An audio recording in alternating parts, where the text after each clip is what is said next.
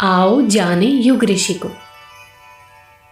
वेद मूर्ति तपोनिष्ठ पंडित श्री राम शर्मा आचार्य एवं वंदनीय माता भगवती देवी शर्मा की जीवन यात्रा। श्री राम गांव के हाट बाजार में प्यासों को पानी पिलाते और पशु चिकित्सा संबंधी पर्चे बांटते थे।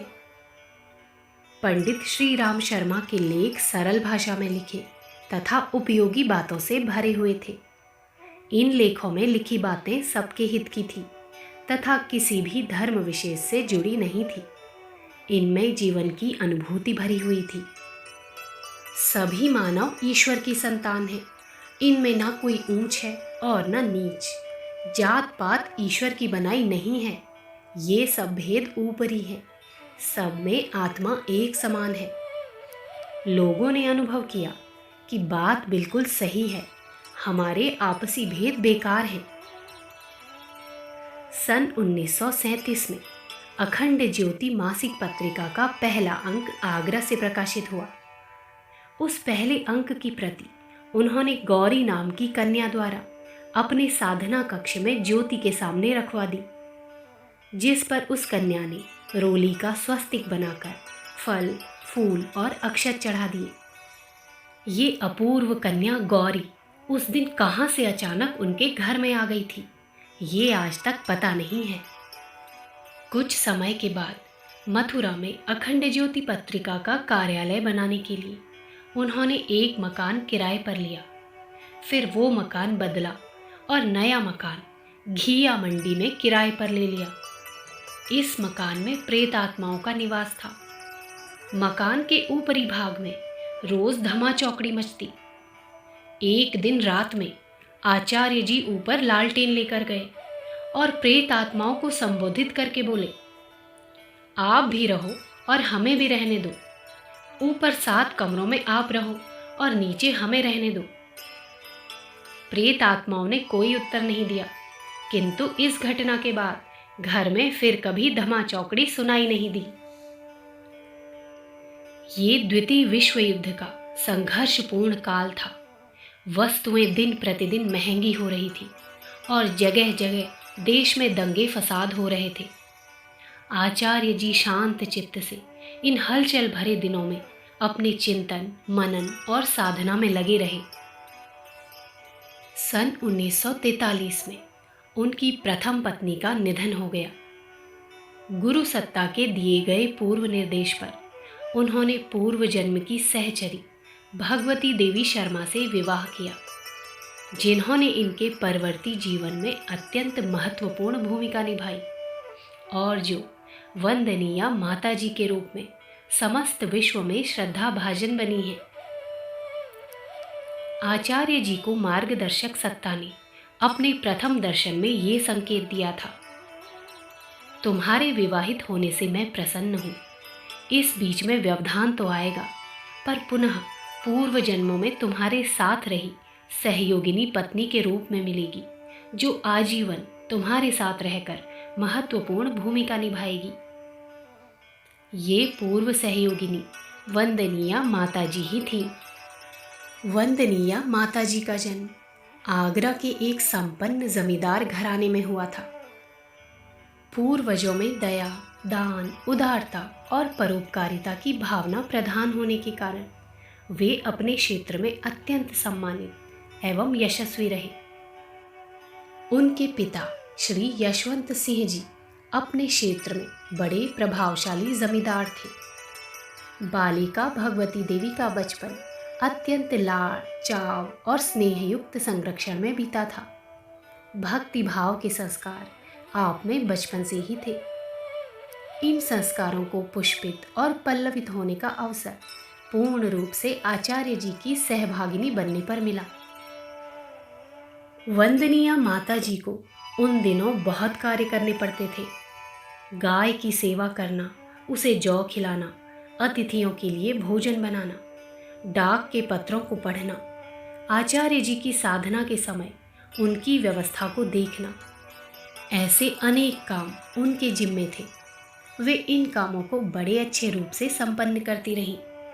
एक दिन पंडित श्री राम शर्मा ने अपने शुभ चिंतकों और सहयोगियों के सहयोग से एक छोटी सी प्रेस अपने किराए के मकान में लगा ली। ये काम नया था, पर वे परिश्रम से घबराए नहीं। प्रेस के हर काम में सहयोग दिया और परिवार के सदस्यों का सहयोग लिया। व्यक्तिगत संपर्क साधने और शिक्षा देने के लिए शिविर लगाए और प्रतिदिन लोगों को पत्र लिखे। जन साधारण से संबंध बनाया, लोगों में अपने कार्य की ओर रुचि पैदा की। पत्रिका के प्रकाशन और संपादन में उन्होंने जी तोड़ मेहनत की। साथ ही उनकी गायत्री साधना भी अथक रूप से चलती रही। वे अवसर पाते ही लिखने पढ़ने में जुट जाते। एक साथी ने पूछा, आपके संपादन और प्रकाशन कार्य से आपकी साधना का क्या संबंध है? उन्होंने उत्तर दिया, ये भी जीवन विकास की साधना है। इसका प्रभाव कुछ काल के बाद सामने आएगा। आचार्य जी ने गायत्री मंत्र साधना के साथ साथ गायत्री के संबंध में गहन अध्ययन और शोध कार्य भी किया।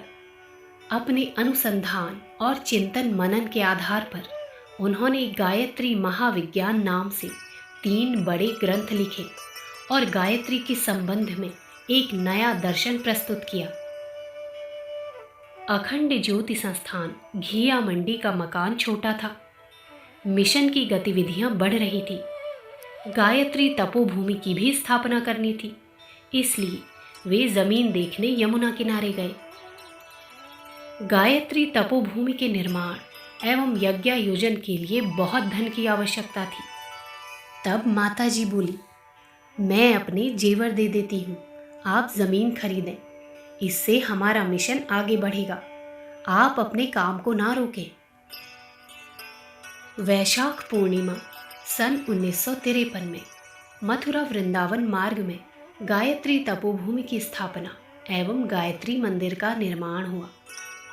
24 दिन का मौन एवं जल उपवास रखा।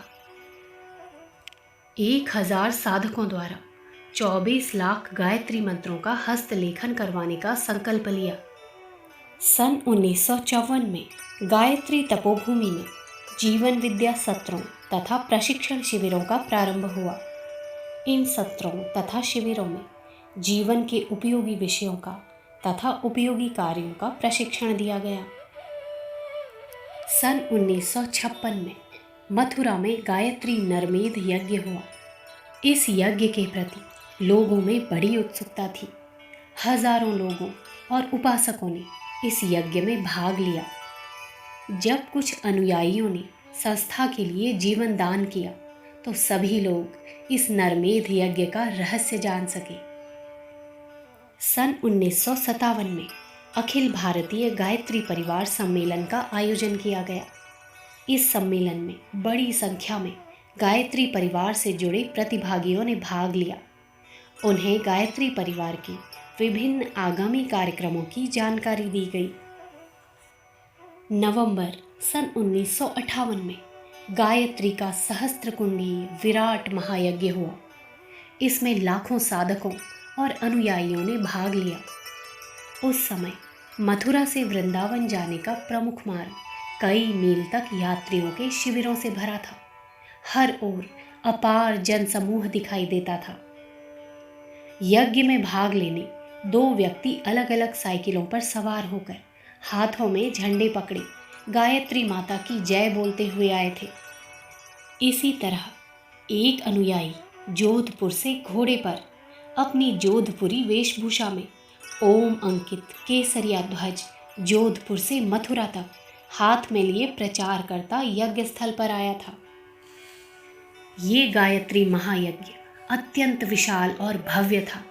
इसमें लाखों संकल्पवान व्रतशीलों ने भाग लिया। यज्ञ स्थल बड़ा विराट था। साधकों के ठहरने की व्यवस्था मथुरा वृंदावन के मार्ग पर कई मील विस्तृत क्षेत्र में की गई थी। इस महायज्ञ का कार्यक्रम कई दिनों तक चला। संत महात्माओं और विद्वानों के प्रवचन हुए। व्रतधारियों ने यज्ञ में बड़ी श्रद्धा से भाग लिया। बिना दहेज के अनेक विवाह हुए तथा अनेकों ने अपने अपने अवगुणों को त्यागने की प्रतिज्ञाएं की। इस महायज्ञ से पूर्व गायत्री केवल ब्राह्मणों तक सीमित थी। आचार्य जी ने सभी जाति और धर्म के लोगों से यज्ञ करवाया। यही नहीं, इस यज्ञ में महिलाओं को भी गायत्री यज्ञ का अधिकारी बनाया और उनसे यज्ञ करवाया। इस विराट यज्ञ में किसी से कोई दान नहीं लिया और ना किसी से चंदा मांगा गया। इस गायत्री महायज्ञ के समायोजन पर विदा लेते समय सभी परिजनों का मन भाव विह्वल था। इस अनुपम अनुभूति ने अखिल भारतीय गायत्री परिवार के सूत्र का सूत्रपात किया। नए वातावरण की शुरुआत हुई। संदर्भ पुस्तक सचित्र बाल कथाएं भाग 1 आओ जाने युग ऋषि को।